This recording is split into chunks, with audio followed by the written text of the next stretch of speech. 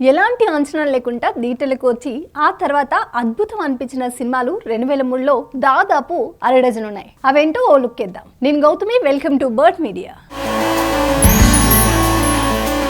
కొన్ని సినిమాలు విడుదలకు ముందే అంచనాలు పెంచేస్తూ మరికొన్ని మూవీస్ విడుదల తర్వాత వాహ్వా అనిపిస్తాయి. అలాంటి సినిమాల్లో 2023లో విడుదలైన బలగం ఫస్ట్ ప్లేస్ లో ఉంటుంది. ఈ మూవీ విడుదలకు ముందు ఆడియన్స్ కు పెద్దగా అంచనాలు లేవు. జబర్దస్త్ స్టేజ్ పై కమెడియన్ సినిమాలో చిన్న వేషాలు వేసి నటుడైన వేణు తెరకెక్కించిన మూవీ కావడంతో ఫస్ట్ అందరూ లైట్ తీసుకున్నారు. కానీ ఈ మూవీ విడుదలైన తర్వాత తన పేరు బలగం వేణుగా మారిపోయింది.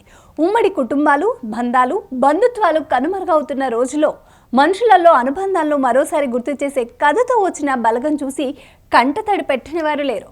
3 కోట్లతో తీసిన ఈ మూవీ 30 కోట్లు వసూలు చేస్తున్నాయి. కుర్రాళ్ళ గుండెపై గట్టిగా కొట్టిన బేబీ 2023లో చిన్న సినిమాగా వచ్చి ఊహించని మ్యాజిక్ చేసింది. ట్రయాంగిల్ లవ్ స్టోరీ టాలీవుడ్కి కొత్తేం కాదు. కానీ బయట జరుగుతున్న అంశాలను నిర్మోహమాటకంగా తెరకెక్కించిన తీరు, ఆ సన్నివేశాల్లో నటులు ఒదిగిపోయిన తీరుకి హ్యాట్స్ ఆఫ్ చెప్పాల్సిందే. వైష్ణవి, విరాజ్, ఆనంద్ దేవరకొండ మంచిగా పేరు తీసుకొచ్చింది బేబీ మూవీ. 10 కోట్ల వ్యయంతో తెరకెక్కిన ఈ సినిమా 90 కోట్లు వసూలు చేసింది. 2023లో బాగా నవ్వించిన సినిమా అంటే సామాజ వర్గమన అని చెప్పాలి. కథలో పెద్ద హడావుడి ఉండదు, కానీ తండ్రి కొడుకులుగా శ్రీ విష్ణు, నరేష్ కాంబినేషన్ అదిరింది అంతే. ఈ మూవీకి 10 కోట్ల లోపే ఖర్చైన దాదాపు 50 కోట్లు కొల్లగొట్టింది. మూఢనమ్మకాలు, దేవుడి పేరుతో జనాలను కొందరు ఎలా దోచుకుంటారనే కాన్సెప్ట్తో వచ్చిన బెదుర్లంక 2012 కూడా మెప్పించింది. యంగ్ టైగర్ ఎన్టీఆర్ బామర్ది నన్నే నితిన్ హీరోగా పరిచయమైన సినిమా మ్యారిడ్ ఫుల్గా నవ్వించి నిర్మాతలకు లాభాలు తెచ్చిపెట్టింది.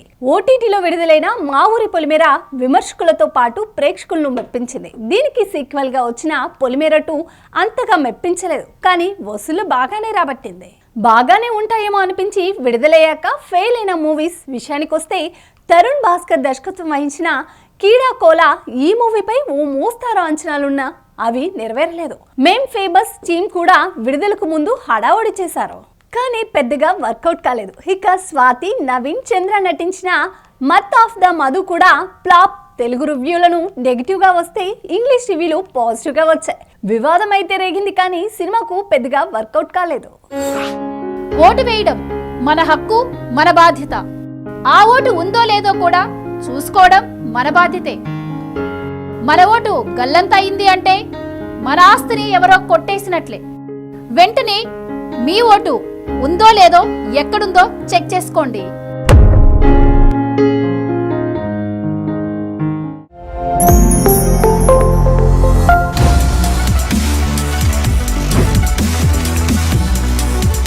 ఈ వీడియో కనుక మీకు నచ్చినట్టయితే లైక్ చేయండి, షేర్ చేయండి, సబ్స్క్రైబ్ చేయండి. అలాగే పక్కనే ఉన్న బెల్ ఐకాన్ని క్లిక్ చేయండి.